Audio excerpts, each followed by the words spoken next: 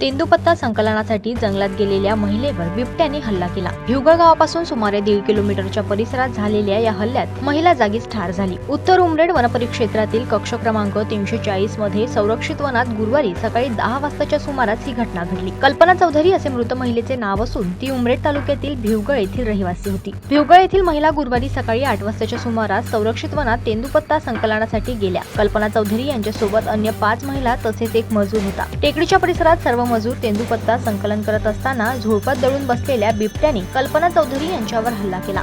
तिच्या गळ्यावर बिबट्याने पंजा मारला आणि काही फूट अंतरापर्यंत फरफटत नेले। यातच तिचा मृत्यू झाला। सोबतच्या इतर महिलांनी आरडाओरडा सुरू केली। त्यानंतर गावकरी घटनास्थळी पोहोचले। वनरक्षक रोहिणी गुरनुले यांनी घटनास्थळ गाठत वरिष्ठ अधिकाऱ्यांना याबाबत माहिती दिली। मृत कल्पना हिला मुलगा आणि मुलगी असून पती उत्तम हे शेतमजुरीचे कामे करतात।